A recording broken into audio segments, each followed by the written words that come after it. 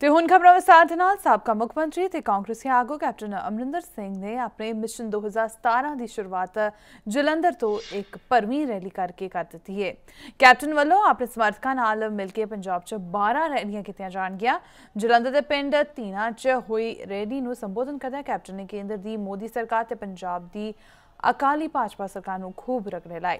Captain ने अकाली भाजपा गठजोड़ ते निशाना साधदਿਆਂ कहा है कि बादल और मोदी आपस च गुलदस्तियां दी खेड खेड रहे हैं। बादल सरकार केंद्र कोल पंजाब दी कोई मंग नहीं रख रहा। उन्होंने कहा है कि मुख्यमंत्री प्रकाश सिंह बादल दिल्ली जाके मोदी तो डरदे अपनी जुबान भी नहीं खोलते। कैप्टन ने आम आदमी पार्टी को भी चुनौती वजों प्रवान करदे कहा है कि आप च उही नौजवान गए हैं जो बेरोजगार हैं। उन्होंने कहा है कि वह हुण अपने काफले नाल निकल पे हैं अते हुण आम लोकां दीयां समस्यावां उभारनगे।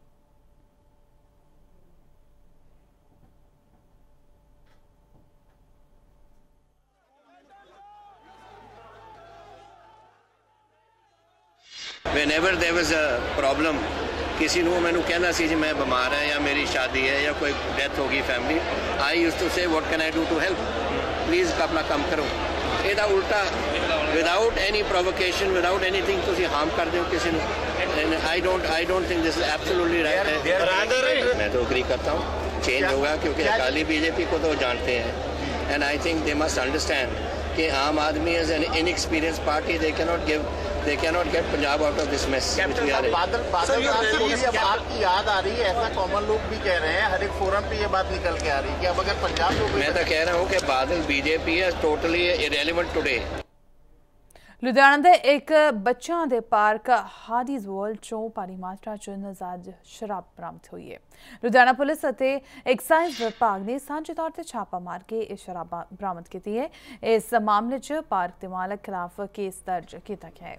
अधिकारियों ने दस्सिया कि पुलिस वालों बीती रात लाडोवाल नेड़े 2 व्यक्तियों को गिरफ्तार करके उन्होंने कब्जे विचों 32 पेटियां नाजायज शराब बरामद की गई सी। जदों पुलिस ने उन्होंने तो पुछ पड़ताल की तां यह शराब हाडीज वर्ल्ड पार्क तो आउण बारे पता लगा। पुलिस वालों इसकी सूचना आबकारी अधिकारियों को दी गई। आबकारी विभाग ने पार्क च छापा मार के 120 बोतल नाजायज शराब बरामद की थी। छापे की सूचना मिलने ते उत्थे मौजूद प्रबंधकों ने भारी मात्रा में शराब दीयां बोतलां तोड़ दित्तियां।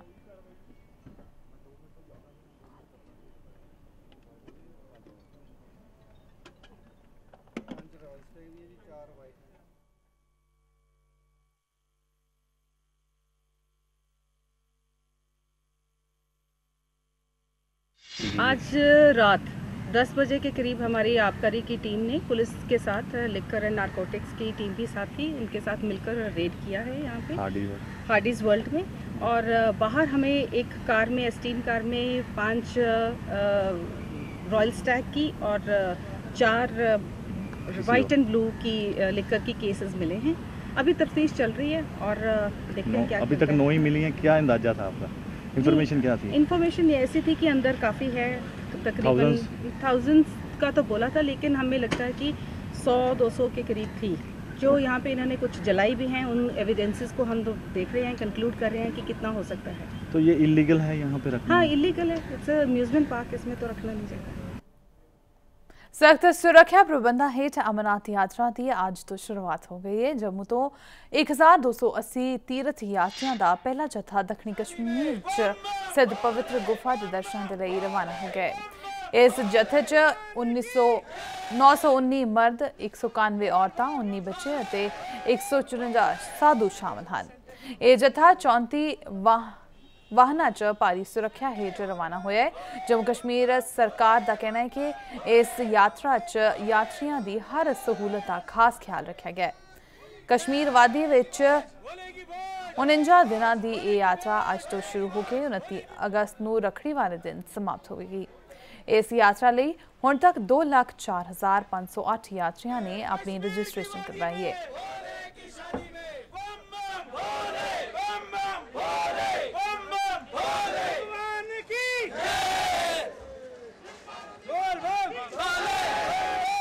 बहुत उत्साह है, बहुत उत्साह है। बस बाबा को मिलना है अभी कल। बहुत मजा आ रही है, मौसम भी बहुत बढ़िया है। मैं भी महाराष्ट्र आया हूँ ये मेरा 15वां साल है, रेगुलर के अंदर 15वां साल है मेरा। ये मेरा 8वां साल है, 8वां। ये बाबा का बुलावा है हर साल। अभी तो भक्त बहुत आना बाकी है। बहुत अच्छे से उत्साह है सर, कोई दिक्कत नहीं, कितनी भी तकलीफ आई तो जाना है बस। नहीं, मुझे तो नहीं लगता है, भोले की कृपा से तो सब यात्रा एकदम व्यवस्थित हो जाएगी। ਉਧਰ ਆਈਪੀਐਲ ਦੇ ਸਾਬਕਾ ਕਮਿਸ਼ਨਰ ਲਲਿਤ ਮੋਦੀ ਨੇ ਆਪਣੇ ਨਾਲ ਸੰਬੰਧਿਤ ਵਿਵਾਦਾਂ ਵਿੱਚ ਕਾਂਗਰਸੀ ਪ੍ਰਧਾਨ ਸ਼੍ਰੀਮਤੀ ਸੋਨੀਆ ਗਾਂਧੀ ਤੇ ਭਾਜਪਾ ਨੇਤਾ ਵਰੁਣ ਗਾਂਧੀ ਤੋਂ ਬਾਅਦ ਭਾਜਪਾ ਨੇਤਾ ਸੁਧਾਂਸ਼ੂ ਮਿੱਤਲ ਨੂੰ ਵੀ ਘੜੀਸ ਲਿਆ। ਅੱਜ ਸਵੇਰੇ ਉਹਨਾਂ ਟਵੀਟ ਕਰਕੇ ਕਿਹਾ ਕਿ ਸੁਧਾਂਸ਼ੂ ਮਿੱਤਲ ਦੱਸੇ ਕਿ ਉਸ ਦੇ ਹਵਾਲਾ ਕਾਰੋਬਾਰੀ ਨਾਗਪਾਲ ਨਾਲ ਕੀ ਸੰਬੰਧ ਹਨ। ਇਸ ਤੋਂ ਪਹਿਲਾਂ ਉਹਨਾਂ ਰਾਸ਼ਟਰਪਤੀ ਪ੍ਰਣਬ ਮੁਖਰਜੀ ਦੀ ਸੈਕਟਰੀ ਉਮੀਤਾ ਪਾਲਸ ਦੇ ਵੀ ਨਾਗਪਾਲ ਨਾਲ ਸੰਬੰਧ ਦੱਸੇ ਸਨ। ਲਲਿਤ ਮੋਦੀ ਨੇ ਟਵਿੱਟਰ ਤੇ ਨਵੀਂ ਪਾਰਟੀ ਬਣਾਉਣ ਦਾ ਵੀ ਐਲਾਨ ਕੀਤਾ। ਉਹਨਾਂ ਅਪੀਲ ਕੀਤੀ ਹੈ ਕਿ ਜੇਕਰ ਭਾਰਤੀ ਰਾਜਨੀਤੀ ਨੂੰ ਸਾਫ਼ ਸੁਥਰਾ ਬਣਾਉਣਾ ਚਾਹੁੰਦੇ ਹੋ ਤਾਂ ਉਹਨਾਂ ਦੀ ਪਾਰਟੀ ਨਾਲ ਜੁੜ ਸਕਦੇ ਹੋ।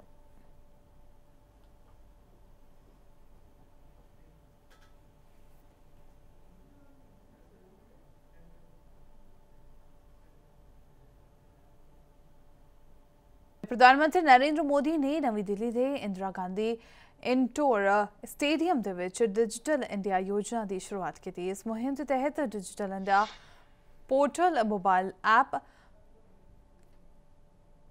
माईगॉव मोबाइल ऐप, स्वच्छ भारत मिशन ऐप के आधार मोबाइल अपडेट ऐप वर्गियां सहूलतां दित्तियां जाणगियां। इस राही लोग पहली बार सरकार नाल जुड़नगे। इस नाल ही सारियां डिजिटल सेवा सहूलतां शुरू हो गई हैं। डिजिटल इंडिया वीक दौरान अरबां डॉलर के निवेश की संभावना प्रगट की जा रही है। इस मौके भी देश विदेश दीयां कई प्रसिद्ध शख्सियतां हाजिर सन।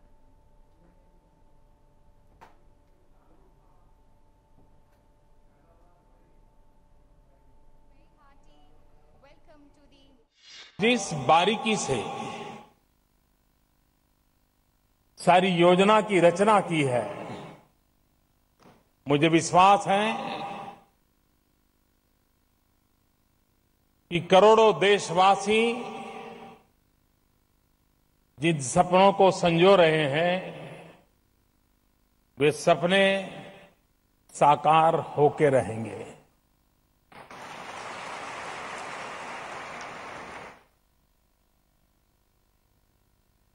उद्योग जगत के कुछ मित्रों को यहां मंच पर डिजिटल इंडिया के संदर्भ में वे क्या सोचते हैं, वे क्या कर सकते हैं, ये विचार हमें सुनने को मिले।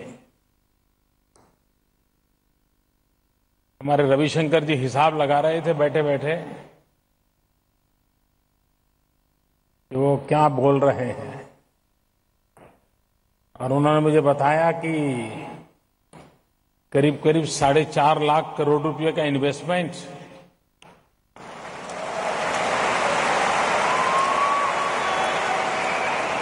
और करीब करीब 18 लाख लोगों को रोजगार।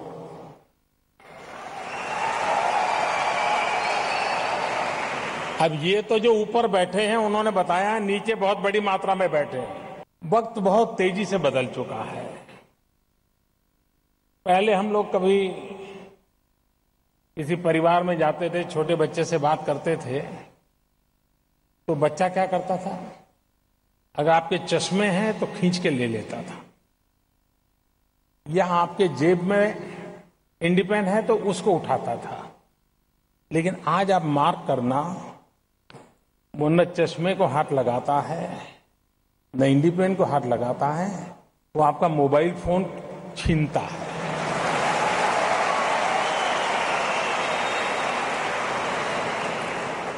और मोबाइल फोन हाथ में आते ही ठीक से पकड़ता है, आप मार्क करना, और अपना शुरू कर देता है।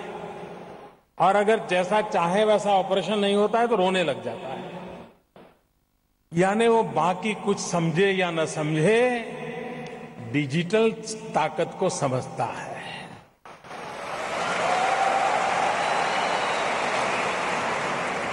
समय की मांग है कि हम इस बदलाव को समझें, और अगर हम इस बदलाव को नहीं समझेंगे तो हम कहीं पड़े रहेंगे कोने में, दुनिया दूर चली जाएगी हम देखते ही रह जाएंगे।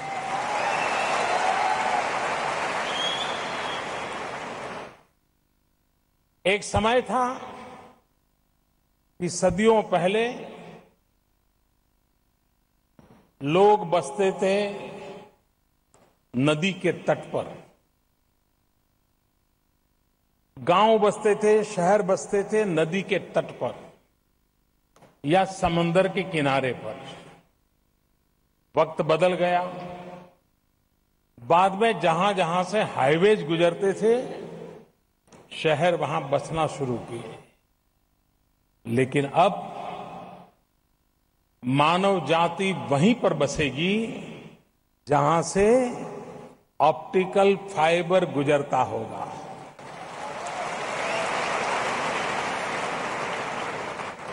ये बहुत बड़ा बदलाव आया है और इसलिए अगर विश्व के अंदर 125 करोड़ का देश अपनी ताकत का अगर एहसास करवाना चाहता है, तो हम हजारों साल पुरानी महान संस्कृति है, हम 125 करोड़ देशवासी हैं, हम 65% 35 साल से कम उम्र के हैं। ये गीत गाने से बात बनने वाली नहीं है। ਤੇ ਉੱਥੇ ਦਿੱਲੀ ਦੇ ਵਿੱਚ ਵਿੱਤ ਮੰਤਰੀ ਅਰੁਣ ਜੇਟਲੀ ਪ੍ਰੈਸ ਕਾਨਫਰੰਸ ਨੂੰ ਸੰਬੋਧਨ ਕਰ ਰਹੇ ਹਨ। ਆਓ ਤੁਹਾਨੂੰ ਸਿੱਧਾ ਲੈ ਚਲते हैं ਦਿੱਲੀ। महत्वपूर्ण निर्णय हुए हैं। एक निर्णय है कि national policy for skill development and entrepreneurship 2015 इसको अप्रूव किया गया है।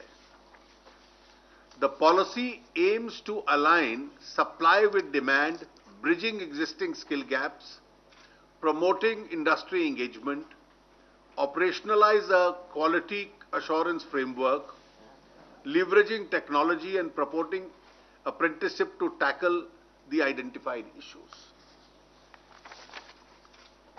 इसके अतिरिक्त common norms for skill development schemes implemented by the Government of India और एक स्किल डेवलपमेंट मिशन, ये तीनों को अप्रूव किया गया है। इसके पीछे मूल उद्देश्य ये है कि जो लोग बहुत अधिक हायर एजुकेशन में नहीं जा पाते और एक सीमित शिक्षा के बाद उनको स्किल करना और स्किल करने के लिए उनको ट्रेनिंग देने के लिए सरकार के 21 मंत्रालय हैं जिसमें अलग अलग योजनाएं हैं। इन तमाम 21 मंत्रालयों की जो योजनाएं हैं उनको कॉमन नॉर्म्स के मुताबिक उनमें समन्वय लाना, ताकि इन नौजवानों को, महिलाओं को रोजगार के लिए तैयार किया जा सके। प्लम्बिंग और कारपेंटरी से लेकर ड्राइविंग और हेयर कटिंग, मतलब इसे सैकड़ों किस्म के प्रोफेशंस हैं जिसके लिए स्किलिंग चाहिए। और जिन लोगों को बहुत ज्यादा हायर एजुकेशन का लाभ नहीं मिलता, इन स्किल्स के लिए उनको तैयार करना, ये तीनों निर्णय उसके संबंध में लिए गए हैं। एक नेशनल काउंसिल होगी जिसके प्रधानमंत्री जी की अध्यक्षता में होगी। स्टीयरिंग कमेटी होगी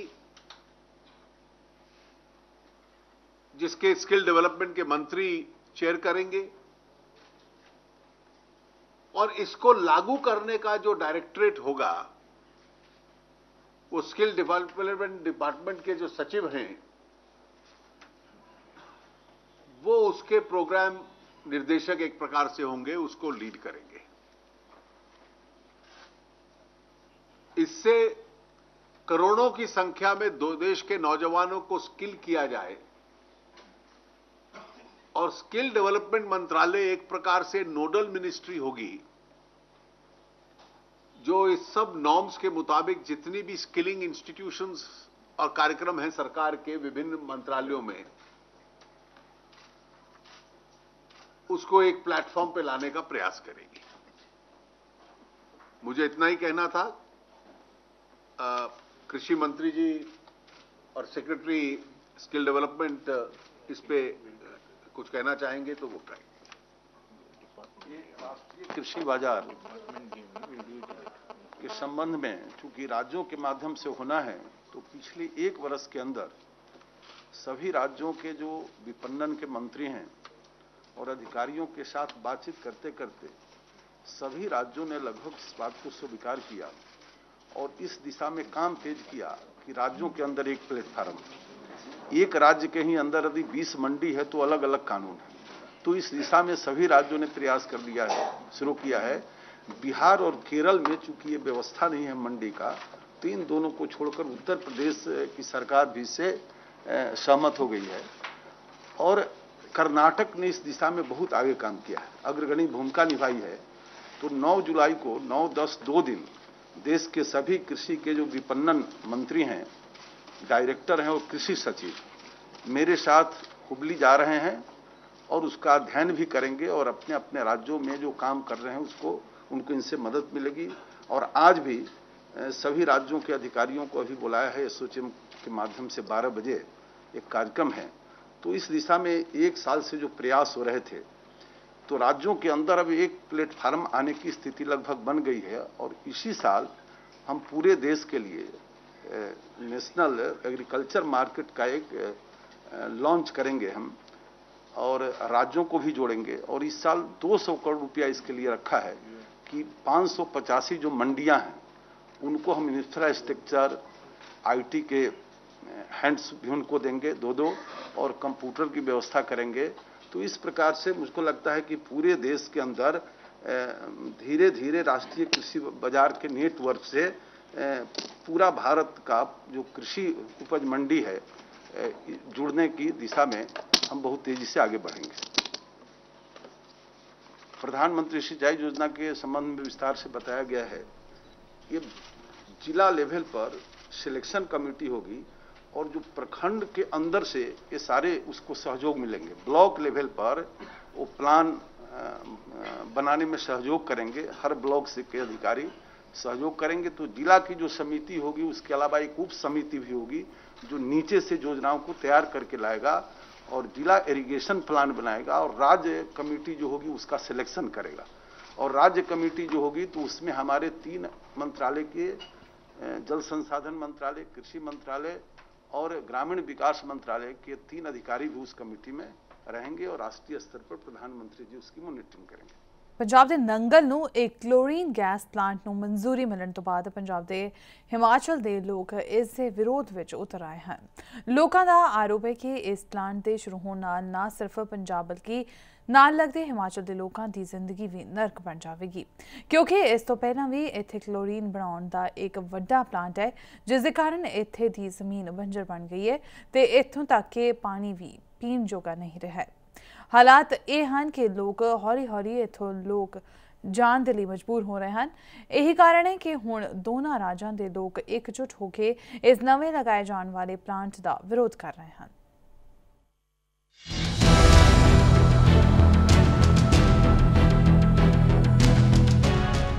पंजाब सरकार वालों क्लोरीन गैस इस्तेमाल करने वाले एक प्लांट नूं मंजूरी देना सिरदर्दी का सबब बन गया। पंजाब दी बादल सरकार ने सत्ता विच आउण दे 2 साल पहला इस प्लांट नूं मंजूरी दित्ती सी, पर पंजाब हिमाचल बॉर्डर दे नंगल विच बन रहे इस प्लांट दे विरोध विच ना सिर्फ पंजाब बल्कि हिमाचल दे लोकां ने भी मोर्चा खोल दिता है।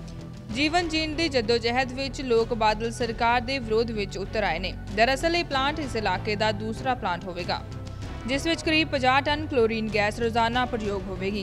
ਇਹ ਕਲੋਰੀਨ ਪਹਿਲਾ ਪਲਾਂਟ ਤੋਂ ਦੂਸਰੇ ਪਲਾਂਟ ਦੇ ਵਿੱਚ ਪਾਈਪ ਦੇ ਜ਼ਰੀਏ ਸਪਲਾਈ ਹੋਵੇਗੀ, ਜਦਕਿ ਪਹਿਲੇ ਲੱਗੇ ਪਲਾਂਟ ਵਿੱਚ 100 ਟਨ ਕਲੋਰੀਨ ਦਾ ਪ੍ਰਯੋਗ ਕੀਤਾ ਜਾਂਦਾ ਸੀ।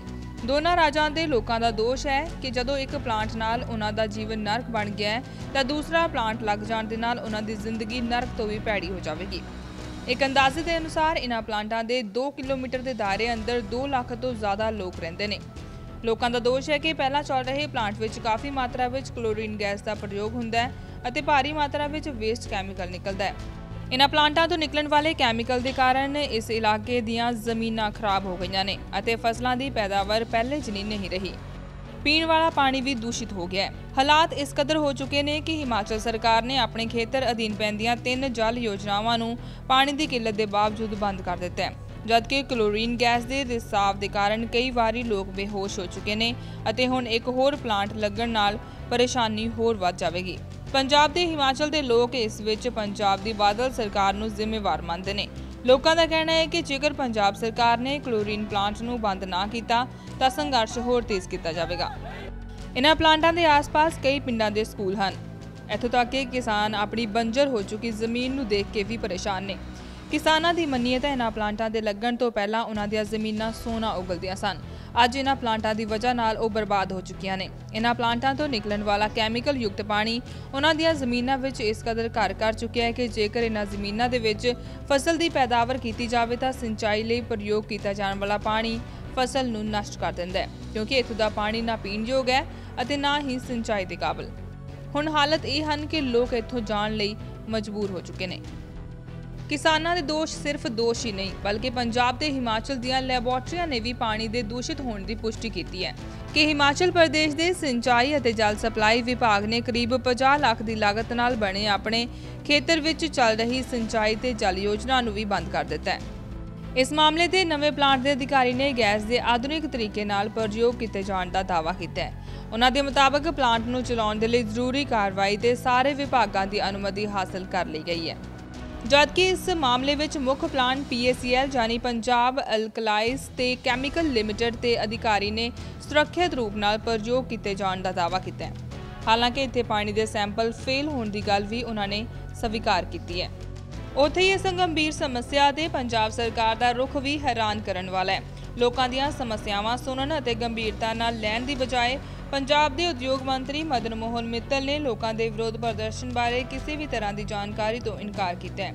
ਉਦਯੋਗ ਮੰਤਰੀ ਨੇ ਇੱਥੋਂ ਤੱਕ ਕਿਹਾ ਹੈ ਕਿ ਵਿਰੋਧ ਪ੍ਰਦਰਸ਼ਨ ਕਰਨ ਵਾਲੇ ਲੋਕ ਉਹਨਾਂ ਕੋਲ ਨਹੀਂ ਆਏ ਬਲਕਿ ਫੈਕਟਰੀ ਲਗਾਉਣ ਵਾਲੇ ਅਤੇ ਇਸ ਦੇ ਪੱਖ ਵਿੱਚ ਆਪਣੀ ਰਾਏ ਰੱਖਣ ਵਾਲੇ ਲੋਕ ਜ਼ਰੂਰ ਉਹਨਾਂ ਦੇ ਕੋਲ ਆਏ ਨੇ। ਮੈਨੂੰ ਮੇਰੇ ਕੋਲ ਕੋਈ ਫੈਕਟਰੀ ਦਾ ਵਿਰੋਧ ਕਰਨ ਵਾਲਾ ਬੰਦਾ ਨਹੀਂ ਹੈ। ਮੇਰੇ ਕੋਲ ਤਾਂ ਲੋਕ ਕਹਿ ਰਹੇ ਤੇ ਫੈਕਟਰੀ ਲਾਓ ਤਾਂ ਕਿ ਰੋਕਣ ਲੁਸਕਾ ਮੇਰੇ ਕੋਲ ਤਾਂ ਲਗਾਉਣ ਵਾਲੇ ਆਏ ਹੈ, ਹਟਾਉਣ ਵਾਲਾ ਕੋਈ ਹੈ। CPW ਦਾ ਪਲਾਂਟ ਲੱਗ ਰਿਹਾ ਹੈ, ਉਹ ਬਹੁਤ ਖਤਰਨਾਕ ਪਲਾਂਟ ਹੈ। ਪਹਿਲਾਂ ਵੀ ਛੋਟੇ ਛੋਟੇ ਪਲਾਂਟ ਲੱਗੇ ਸੀ, ਉਹ ਬੰਦ ਕਰਵਾ ਦਿੱਤੇ ਗਏ ਹਨ, ਪਰ ਹੁਣ ਇਹ ਪਲਾਂਟ ਬੜੇ ਪੱਧਰ ਤੇ ਲੱਗ ਰਿਹਾ ਹੈ। ਇਹਦੀਆਂ ਗੈਸਾਂ ਵਿਸ਼ੇਸ਼ ਕਰ ਬਹੁਤ ਜ਼ਹਿਰੀਲੀਆਂ ਹਨ। ਕਲੋਰੀਨ ਉਹਨਾਂ ਵਿੱਚ ਇੱਕ ਹੈ ਜਿਹੜੀ ਕਿ ਬਹੁਤ ਜ਼ਹਿਰੀਲੀ ਗੈਸ ਹੈ। ਇਹਦੇ ਬਹੁਤ ਉੱਥੇ ਸਾਡਾ ਸਕੂਲ ਹੈ, 2500 ਬੱਚਾ ਉੱਥੇ ਪੜ੍ਹ ਰਿਹਾ ਹੈ। ਉਹਨਾਂ ਨੇ ਵੀ ਖਤਰਾ ਲੀਕੇਜ ਤਾਂ ਹਰ ਕੈਮੀਕਲ ਪਲਾਂਟ ਹੁੰਦੀ ਹੈ, ਚਾਹੇ ਉਹ 100% ਕੋਈ ਫੁੱਲ ਪ੍ਰੂਫ ਪਲਾਂਟ ਨਹੀਂ ਲੱਗ ਰਿਹਾ, ਕੈਮੀਕਲ ਪਲਾਂਟ ਕੋਈ ਵੀ ਨਹੀਂ ਹੁੰਦਾ। ਸਾਡੇ ਪਹਿਲਾਂ ਵੀ ਖਰਾਬ ਹੋ ਚੁੱਕੇ ਸੈਂਪਲ, ਪਾਣੀ ਪਹਿਲਾਂ ਸੈਂਪਲ ਗਏ ਸਾਡੇ ਸਾਰੇ ਖਰਾਬ ਹੈ ਔਰ ਕਣਕ ਮੱਕੀ ਸਾਰੇ ਫਰਕ ਆ। ਸਾਡਾ ਇੱਕ ਲੋਕਲ ਸਾਡਾ ਹਿਮਾਚਲ ਜਿਹੜਾ ਲੱਗਿਆ ਹੋਇਆ ਇਹ ਵੀ ਖਰਾਬ ਹੈ ਔਰ ਸਾਡੀ ਮੰਗ ਇਹ ਹੈ ਇਹ ਪਲਾਂਟ ਜਲਦ ਤੋਂ ਜਲਦ ਬੰਦ ਕੀਤਾ ਜਾਵੇ, ਨਾ ਇਹ ਪਲਾਂਟ ਅੱਗੇ ਵਾਸਤੇ ਲੱਗਣਾ ਚਾਹੀਦਾ। ਸਥਾਨਕ ਲੋਕ ਇਹਨਾਂ ਪਲਾਂਟਾਂ ਤੋਂ ਪਰੇਸ਼ਾਨ ਨੇ ਅਤੇ ਹੁਣ ਉਹ ਵਿਰੋਧ ਪ੍ਰਦਰਸ਼ਨ ਕਰਨ ਦੀਆਂ ਚੇਤਾਵਨੀਆਂ ਦੇ ਰਹੇ ਨੇ। ਉਹਨਾਂ ਦਾ ਕਹਿਣਾ ਹੈ ਕਿ ਜਲਦ ਤੋਂ ਜਲਦ ਇਹਨਾਂ ਪਲਾਂਟਾਂ ਨੂੰ ਬੰਦ ਕਰਾਇਆ ਜਾਵੇ, ਨਹੀਂ ਤਾਂ ਉਹ ਆਪਣਾ ਵਿਰੋਧ ਪ੍ਰਦਰਸ਼ਨ ਇਸੇ ਤਰ੍ਹਾਂ ਜਾਰੀ ਰੱਖਣਗੇ। ਹੁਣ ਦੇਖਣਾ ਇਹ ਹੋਵੇਗਾ ਕਿ ਸਰਕਾਰ ਇਸ ਦੇ ਪ੍ਰਤੀ ਕੀ ਰੁਖ ਅਖਤਿਆਰ ਕਰਦੀ ਹੈ। ਨੰਗਲ ਤੋਂ ਬਿਮਲ ਕੁਮਾਰ ਨਾਲ Kaumita Minhas, day and night news. Punjabi ਖਬਰਾਂ ਵਿੱਚ ਫਿਲਹਾਲ ਇੰਨਾ ਹੀ। ਸਾਨੂੰ ਦਿਓ ਇਜਾਜ਼ਤ। ਧੰਨਵਾਦ। ਖਬਰਾਂ ਦੀ ਦੁਨੀਆ ਵਿੱਚ ਆਓ, ਸਾਡੇ ਨਾਲ ਕਦੇ ਵੀ ਕਿਤੇ ਵੀ ਜੁੜੋ। ਆਪਾਂ ਮਿਲਾਂਗੇ ਫੇਸਬੁੱਕ ਤੇ, ਅਸੀਂ ਦਿਖਾਂਗੇ YouTube ਤੇ, ਸਾਨੂੰ ਫੋਲੋ ਕਰੋ ਟਵਿੱਟਰ ਤੇ। ਖਬਰਾਂ ਨਾਲ ਜੁੜੇ ਰਹੋ ਦਿਨ ਰਾਤ।